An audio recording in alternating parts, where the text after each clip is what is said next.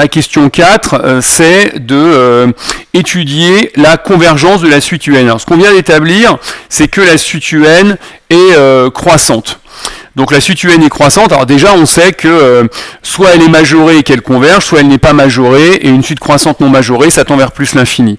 Alors on peut, évidemment, il faut s'inspirer de la question 3, hein, elle n'est pas là juste pour décorer, et si on réfléchit un petit peu, alors on pourrait essayer de la majorer, mais on n'a pas la réponse. Hein. Si on vous dit étudier la convergence, la réponse n'est pas forcément la suite converge, peut-être que la suite diverge. Et gardons l'idée de tout à l'heure avec le carré.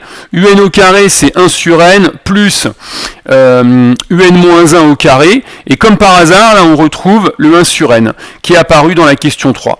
Donc ce qui va se passer, c'est qu'on peut faire un lien, alors je peux changer de lettre pour y voir plus clair. UK au carré, c'est donc égal à 1 sur k plus UK moins 1 au carré, et donc si on passe UK moins 1 à gauche, UK carré moins UK moins 1 au carré, c'est 1 sur k.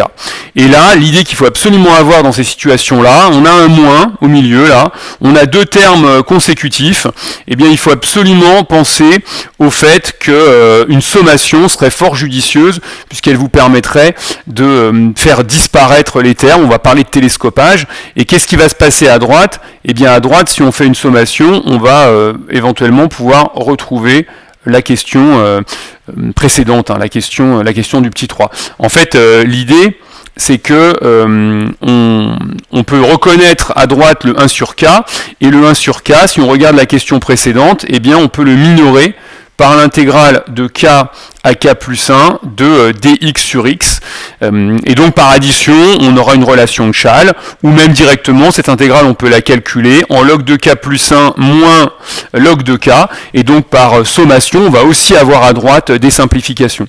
Et c'est quoi l'intérêt? C'est comme ça on va réussir à trouver comme ça la limite de la suite, et en fait une question plus gentille serait de vous dire montre-moi que la suite tend vers plus l'infini. Alors certains ont peut-être aussi pensé à un raisonnement par l'absurde. Alors un raisonnement par l'absurde en supposant que la suite converge vers elle, on pourrait dire tiens, supposons que UN tend vers elle, dans ce cas-là UN-1 tend aussi vers elle, le 1 sur n qui est à l'intérieur de l'intégrale, lui tend vers 0, et si vous passez à la limite, vous aurez L égale racine de L carré, sachant que L est forcément positif, puisque votre suite est strictement positive. Donc ça vous donne L égale L, donc vous n'avez rien appris. Donc malheureusement ici, le raisonnement qui ressemble un peu à ce qu'on fait avec f de L égale L, hein, même si j'ai dit au début que c'était pas une suite de ce type-là, ce raisonnement-là, le passage à la limite en cas de convergence, malheureusement ne donne absolument rien. Donc ce n'est pas comme ça qu'on va s'en sortir. Donc passons à la partie rédaction, et donc là effectivement le 1 sur n qui était à l'intérieur de la racine, là c'est important de l'avoir bien identifié, et on va encore s'en servir avec la correction que je vous propose.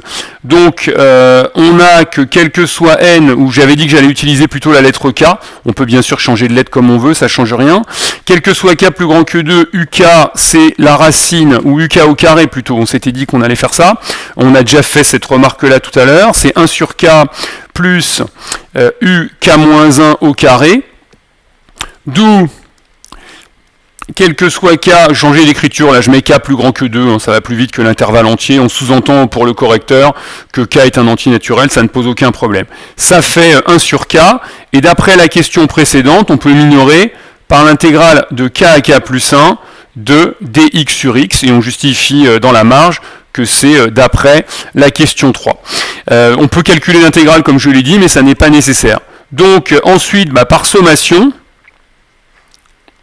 on peut tout de suite parler de télescopage si on le souhaite. La somme, alors attention, la somme elle démarre à 2, puisque votre quantificateur, la relation qu'on vient d'établir au-dessus, ne marche qu'à partir de 2. Hein. Donc la somme pour k allant de 2 à n des uk carré moins uk moins 1 carré égale, côté droit, on va directement utiliser une relation de Schall, intégrale de 2 à n plus 1 de dx sur x.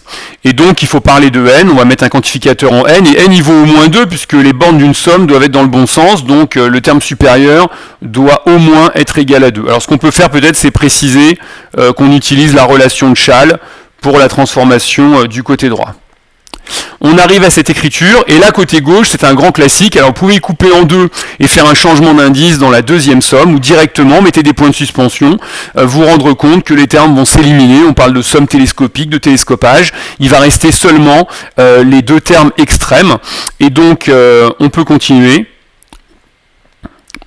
en expliquant qu'on obtient, quel que soit n au moins égal à 2, un au carré moins u1 au carré, qui serait le premier terme, supérieur ou égal à l'intégrale de 2. Alors là, on peut profiter en calculant le côté droit. Primitif de 1 sur x, c'est log de x, redérivé pour être sûr de votre coup, entre 2 et n plus 1. Et donc, eh bien, quel que soit n plus grand que 2, on a un au carré. On va repasser le u1 au carré côté droit, et u1 au carré, ça fait 1. 1 plus ln de n plus 1 moins ln de 2.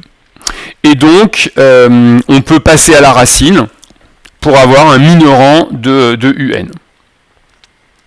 Alors c'est une question qui est délicate parce qu'elle n'est pas du tout détaillée. Après, ça dépend de l'énoncé. On peut très bien, selon l'énoncé, être plus ou moins gentil avec vous. Racine de 1 plus log de n plus 1 moins log de n. On peut préciser que les termes sont positifs. Et donc à nouveau, on a utilisé la croissance de la fonction racine. On ne va pas le redire, on l'a dit juste avant sur sa copie. Voilà, et bien le côté droit tend vers plus l'infini. Donc la suite un tend vers plus l'infini. Finalement, elle est divergente et elle tend vers plus l'infini. Comme la limite quand n tend vers plus l'infini de 1 plus ln de n plus 1 moins log de 2 est égale à plus l'infini. Alors si on veut détailler, c'est parce que racine elle-même tend vers plus l'infini en plus l'infini et qu'à l'intérieur ça tend vers plus l'infini. Donc c'est une composition suite-fonction et aucun problème, le tout tend vers plus l'infini. Alors après la conclusion, ça dépend des profs, règle de comparaison des limites, prolongement des inégalités, surtout pas un passage à limite ou un théorème d'encadrement. En revanche, ça n'est pas du tout un théorème d'encadrement. Et ça n'est pas du tout un passage à la limite, attention à la rigueur. Donc justement, c'est pas du tout un encadrement. On va parler de comparaison, peut-être comparaison de limites. Par comparaison, eh bien on va pouvoir conclure la limite quand n tend vers plus l'infini de un est égale à plus l'infini. Et donc par rapport à la question posée, on peut dire que u diverge vers plus l'infini.